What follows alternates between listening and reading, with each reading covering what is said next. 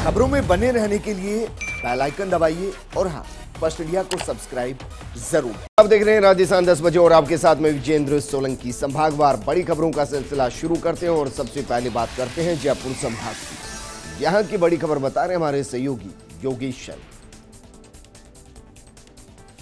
अपने राजस्थान दौरे के पहले चरण में आज अजय माकन ने जयपुर संभाग के में आने वाले जिलों के कांग्रेस नेताओं से फीडबैक लिया। संवाद के कार्यक्रम की इस दूसरी कड़ी में अजय माकन ने जयपुर संभाग में आने वाले जिलों की नब्ज टटोली और इस जाना कि किस तरह की ग्रीवेंसेस निकलकर सामने आई है और सत्ता और संगठन को कैसे मजबूत किया जा सकता है। माकन ने कहा कि जल्दी कांग्रेस के संगठन को रीऑर्गेनाइज करेंगे और साथ ही प्रभारी मंत्रियों को ये निर्देश भी है कि वो जिलों में जाए तो कांग्रेस संगठन के कार्यकर्ताओं से मिले और उनकी समस्याएं जो भी है उनको वहाँ के ब्यूरोक्रेसी के साथ मिलकर सुलझाएं। माकन ने आज प्रेस कॉन्फ्रेंस में ये भी कहा कि कांग्रेस सत्ता और संगठन दोनों को लेकर जो अमूल्य सुझाव कांग्रेस के नेताओं ने बैठकों के दौरान दिए हैं उन सभी सुझावों पर अमल किया जाएगा। अजमेर में जो घटनाक्रम हुआ उससे इतर आज जयपुर संभाग की जो बैठक प्रदेश कांग्रेस मुख्यालय में हुई, कमोबेश वो बैठक अहम थी और साहसी। उस बैठक के अंदर किसी तरह के आपस के अंदर तकरार की बात भी सामने नहीं आई, ना ही पोस्टर फाड़े गए और ना ही किसी तरह के पुलिस बल का प्रयोग हुआ। अजमेर में जिस तरह से पुलिस बल का प्रयोग की ज़रूरत आनन पड़ी थी वो हालात आज पीसीसी के बाहर नज़र नहीं आए। दौसा से आई यूथ कांग्रेस के कार्यकर्ताओं ने ज़रूर सचिन पायलट के पक्ष में नारेबाजी की। आज बैठक की शुरुआत जयपुर शहर की कांग्रेस से हुई, उसके बाद जयपुर देहात, उसके बाद अलवर ज़िला, फिर सीकर, झुंझुनू और आखिर में दौसा ज़िले की बैठक हुई। दौसा ज़िले की बैठक सबसे लंबी चली और जयपुर शहर की बैठक भी लंबी चली। हालांकि कुछ नेता कोविड के चलते नहीं आ पाए और कुछ ऐसे भी नेता रहे जो निर्दलीय विधायक है लेकिन संगठन की बैठक में उन्होंने भाग लिया। अलग अलग ज़िलों से आए नेताओं ने अपने मन की बात निकाली। जो मुख्य तौर पर बात सामने आई कि वो यही थी कि राज का इकबाल कायम रहना चाहिए और राज का इकबाल दिखना भी चाहिए। इसके साथ ही संगठन को मजबूत करने की बात उठी तो मंत्रियों की कार्यशैली पर भी उंगली उठाई गई और उसके साथ ही ब्यूरोक्रेसी को लेकर भी तंज बैठकों में कसे गए। लेकिन कहीं पर भी इस तरह की बात नहीं आई कि अलग अलग कैंप एक दूसरे के खिलाफ बोलते हुए नजर आए। गोविंद सिंह डोटासरा ने सभी बैठकों का संचालन किया तो अजय माकन ने 1-to-1 संवाद सबसे किए, बात सुनी। सामूहिक बैठक हुई लेकिन माकन सबकी बात सुनते हुए नजर आए और अरसे बाद पीसीसी के बाहर यह आलम भी दिखा कि वीआईपी गाड़ियों के काफिले यहाँ नजर आए। एक और बात जो सबसे महत्वपूर्ण रही, प्रेस कॉन्फ्रेंस। अजय माकन ने जो प्रेस कॉन्फ्रेंस की उस प्रेस कॉन्फ्रेंस के जरिए माकन ने संदेश दे दिया कि किस तरह से वो कांग्रेस सत्ता और संगठन के बीच में समन्वय और सेतु के काम को अंजाम पहुंचाने में लगे हैं। अजय माकन का अब अगला जो दौरा होगा वो अभी तय नहीं हुआ है। कोरोना के संक्रमण के खतरे के मद्देनज़र उस दौरे की रूपरेखा बननी अभी बाकी है। लेकिन ये ज़रूर है कि प्रभारी बनने के बाद अजय माकन का राजस्थान का ये दौरा अपने आप में बेहद ख़ास है। सत्ता, संगठन, अशोक गहलोत, सचिन पायलट कैंप के बीच में बैलेंस करने की जो रणनीति है, प्रदेश कांग्रेस को मजबूत करने की जो रणनीति है, गोविंद सिंह डोटासरा को पहचान देने की जो रणनीति है, उसमें माकन काफ़ी आगे बढ़े हैं। आने वाले समय में उनके प्रयासों को गति भी मिलेगी और उनके प्रयासों के परिणाम भी नजर आ सकते हैं। तो कांग्रेस के प्रदेश प्रभारी अजय माकन ने आज जयपुर संभाग के नेताओं के साथ संवाद किया और उसके बाद वो वापस खासाकोटी लौट गए जहां पर वो ठहरे हुए हैं। वहां से मेरे सहयोगी अभिषेक श्रीवास्तव मेरे साथ जुड़ चुके हैं। अभिषेक, क्योंकि आगे का दौरा तय नहीं हुआ है तो फिर अजय माकन का आगे का प्लान क्या है? क्या सुबह वो दिल्ली निकलेंगे, मुख्यमंत्री से मिलेंगे? क्या कुछ इस वक्त तक आपके पास जानकारी?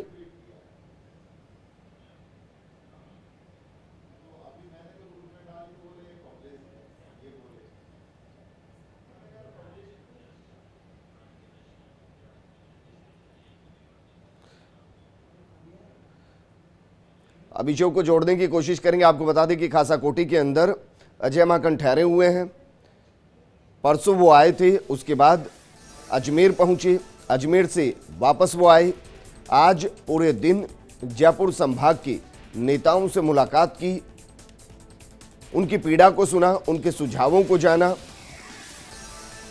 और उसके बाद वो खासाकोटी चले गए।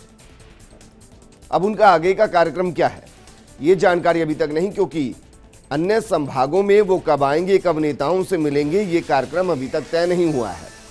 ऐसे में जाहिर है कि मुमकिन है वो वापस दिल्ली लौट जाएं, लेकिन सुबह दिल्ली लौटने से पहले क्या वो मुख्यमंत्री अशोक गहलोत से मुलाकात करेंगे, क्या एक और बैठक हो सकती है, ये तमाम वो कयास जो अब लगाए जा रहे हैं। लेकिन अजय माकन ने जिस तरीके से और जिस रणनीति के साथ संभाग स्तरीय चर्चा की है, उसमें दो पहलू है। पहले पहलू जो होटल के अंदर या फिर पीसीसी के अंदर के, जहां जिस तरीके की भी नाराजगी दिखाई दी हो, लेकिन बाहर सिर्फ एक ही चीज आई और वो ये कि सुझाव दिए गए हैं। अजय माकन ने कहा कि परिवार है, परिवार के अंदर छोटी मोटी घटनाएं होती रहती हैं, लेकिन कांग्रेस को मजबूत करने के लिए, संगठन को मजबूत करने के लिए लगातार काम किए जा रहे हैं और जो सुझाव नेताओं से आ रहे हैं उनका समाधान किस तरीके से किया जाए उसकी कोशिश की जा रही है, जिसमें सबको नाराजगी इस बात को लेकर थी कि जिला प्रभारी जो हैं वो अपने जिलों का दौरा नहीं करते हैं।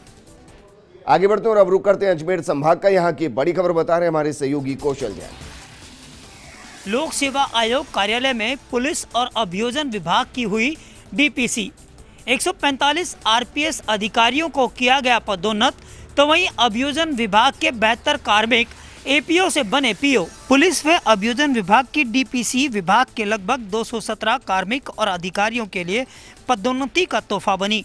विभागीय अधिकारियों की डीपीसी के लिए राज्य पुलिस के मुखिया भूपेंद्र यादव भी मौजूद रहे। पदोन्नति की यह बैठक आयोग के वरिष्ठ सदस्य डॉक्टर शिव सिंह राठौड़ की अध्यक्षता में आयोजित की गई। इस पदोन्नति बैठक में 145 राजस्थान पुलिस के अधिकारियों और 72 अभियोजन विभाग के कार्मिकों को पदोन्नति दी गई। इस मौके पर मौजूद डीजीपी भूपेंद्र यादव ने प्रक्रिया के बारे में जानकारी देते हुए पदोन्नत हुए अधिकारियों को बधाई दी, तो वहीं पदोन्नति का तोहफा देने वाले आयोग के वरिष्ठ सदस्य डॉक्टर शिव सिंह राठौड़ ने बताया कि सभी पदोन्नति नियमों के मुताबिक दी गई हैं। प्रदेश के पुलिस महानिदेशक भूपेंद्र सिंह और आयोग के वरिष्ठ सदस्य डॉक्टर शिव सिंह राठौड़ ने पदोन्नत हुए अधिकारियों को दी बधाई, तो वहीं प्रमोट हुए अधिकारियों के चेहरे पर दिखाई दी मुस्कान। वहीं कोटा संभाग की बड़ी खबर बता रहे हैं हमारे सहयोगी सचिन ओझा। यूडीएच मंत्री शांति धारीवाल आज रहे कोटा प्रवास पर विकास कार्यों का लिया जायजा और सर्किट हाउस में पत्रकारों से हुए रूबरू। कोरोना रोकथाम को लेकर किए गए नवाचारों की दी जानकारी, साथ में निजीकरण के मुद्दे पर जमकर साधा निशाना। सर्किट हाउस में मीडिया से रूबरू होते हुए शांति धारीवाल ने कहा कि कोरोना बीमारी विश्वव्यापी महामारी है, देश भर में कोरोना के मामले बढ़ रहे हैं। ऐसे में कमियां निकालने की बजाय सभी को जिम्मेदारी भी निभानी होगी। हालातों से निपटने के लिए राज्य सरकार हर संभव प्रयास कर रही है। देश के अन्य राज्यों की अपेक्षा प्रदेश में व्यवस्थाएं बेहतर है और प्रदेश में मौत का औसत प्रतिशत भी कम है। उन्होंने कोटा में बढ़ते कोरोना केसों की संख्या पर चिंता जाहिर करते हुए कहा कि कोटा में मरीजों के इलाज में हो रही परेशानियों को जल्द दूर किया जाएगा। नए अस्पताल में 200 हाई फ्लो ऑक्सीजन बेड व 70 आईसीयू बेड स्वीकृत किए गए हैं। इसके लिए 6 करोड़ के वर्क ऑर्डर जारी हुए हैं, जो लगभग 45 दिन में पूरे होंगे। वहीं अस्पताल में 100 ऑक्सीजन सिलेंडर की क्षमता वाले 2 ऑक्सीजन जनरेशन प्लांट लगाए जाएंगे। इसके लिए 3 करोड़ का वर्क ऑर्डर जारी किया गया है। 2 अर्जेंट बेस पर ऑक्सीजन जनरेशन प्लांट के वर्क ऑर्डर भी किए गए हैं। इनमें से एक एसएसबी और दूसरा नए अस्पताल में स्थापित होगा। इसकी क्षमता 130 सिलेंडर की है। धारीवाल ने बताया कि 1000 सिलेंडर की क्षमता वाले लिक्विड ऑक्सीजन प्लांट के भरने से इमरजेंसी के दौरान किसी भी तरह की दिक्कत नहीं होगी। ये सारे काम पूरे होने पर अस्पताल में 1000 मरीजों की रखने की क्षमता हो जाएगी। नगरीय विकास मंत्री शांति धारीवाल ने निजीकरण को लेकर भी तीखे तेवर दिखाए। केंद्र सरकार द्वारा रेलवे के निजीकरण को लेकर निशाना साधते हुए धारीवाल ने कहा कि कांग्रेस रेलवे के निजीकरण का पुरजोर तरीके से विरोध करेगी। यह निजीकरण न जनता के हित में है और न ही देश के।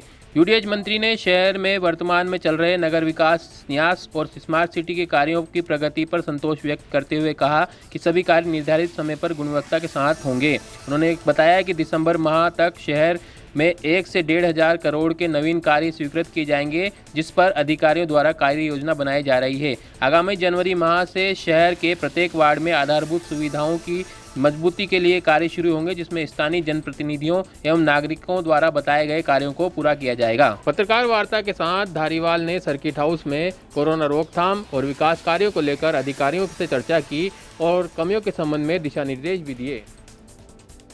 और अब रुक करते हैं बीकानेर संभाग का, यहाँ की बड़ी खबर बता रहे हमारे सहयोगी लक्ष्मण राघव। भाजपा के प्रदेशव्यापी प्रदर्शन का असर आज बीकानेर में भी देखा गया। बीकानेर में भाजपाइयों ने कलेक्ट्रेट सभागार पर प्रदर्शन किया, साथ ही जिला कलेक्टर को मुख्यमंत्री के नाम एक ज्ञापन भी सौंपा। इस प्रदर्शन में देहात भाजपा के जिला अध्यक्ष ताराचंद शाश्वत, शहर जिला अध्यक्ष अखिलेश प्रताप सिंह और विधायक बिहारी बिश्नोई सहित स्थानीय नेता और कार्यकर्ता मौजूद रहे। भाजपा के नेताओं ने कांग्रेस सरकार पर सवाल खड़े किए, खास तौर पर राहुल गांधी की न्याय योजना को लेकर कटघरे में खड़े करते हुए कहा गया कि कहां है न्याय, वहीं विकास के दावों को भी झूठा बताया गया। कांग्रेस की वर्तमान सरकार की गलत नीतियों की वजह से जो वादे ये चुनावों में जनता से करके आए, एक भी वादा ये पूरा नहीं कर पाए। जो ये कहते आए, इनके राष्ट्रीय अध्यक्ष कहते आए कि अब होगा न्याय। राजस्थान की 8 करोड़ की जनता इंतजार कर रही है 18 महीनों से कि वो कब न्याय होगा।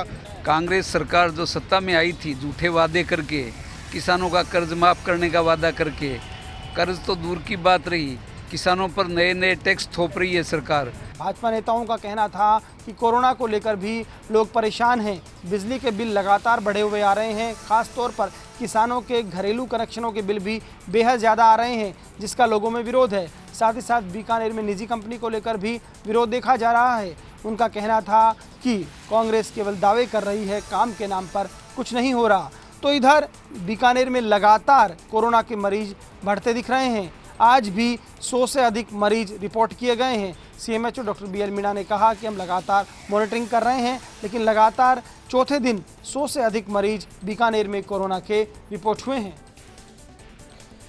वहीं उदयपुर संभाग की बड़ी खबर बता रहे हमारे सहयोगी रवि शर्मा।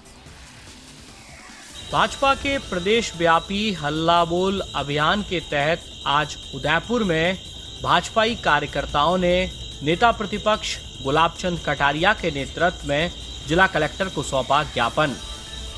राज्य में लगातार बिगड़ती कानून व्यवस्था, बिजली के बढ़ते दामों और किसानों की लोन माफी सहित विभिन्न मुद्दों को लेकर जिला कलेक्टर से की चर्चा। प्रदेश सरकार की नीतियों के खिलाफ चल रहे भाजपा के हल्ला बोल अभियान के तहत आज उदयपुर में कलेक्ट्रेट के बाहर भाजपा कार्यकर्ताओं ने प्रदर्शन किया।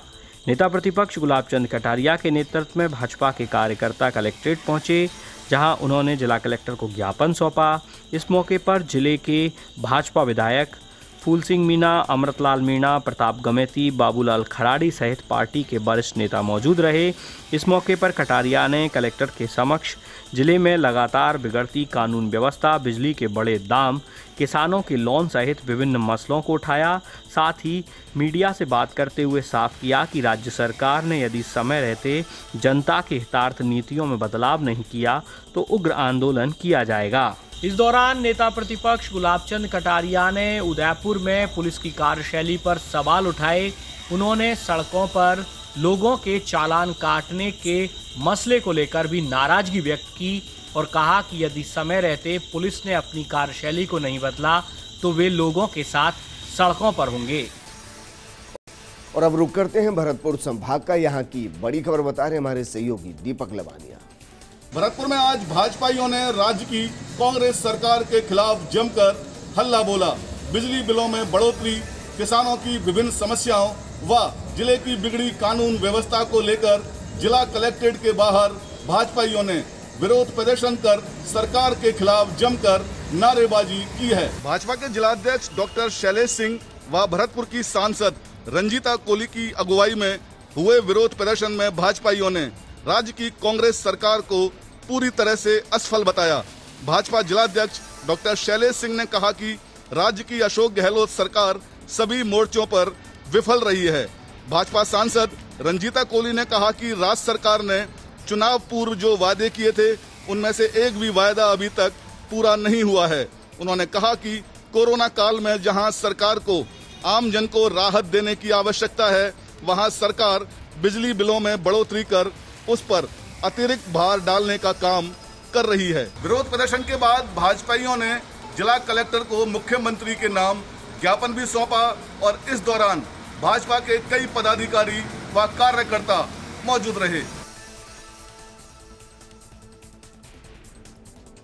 और अब रुक करते हैं जो जोधपुर संभाग का यहाँ की बड़ी खबर बता रहे हैं बाड़मेर से हमारे सहयोगी दुर्ग सिंह राजपुरोहित।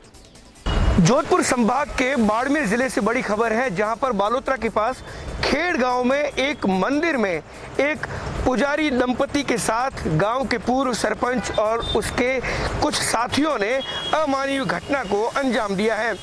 खेड़ गांव के एक मंदिर में रहने वाला यह दंपति पूजा पाठ करके अपना पेट पालता है, लेकिन गांव के उपसरपंच पृथ्वीराज और उसके साथियों ने बीती रात यानी बुधवार रात्रि को उसके घर में रात्रि के समय प्रवेश किया और उसके पति को पहले बंधक बनाया और उसके बाद उस महिला के साथ बारी बारी से गैंगरेप किया।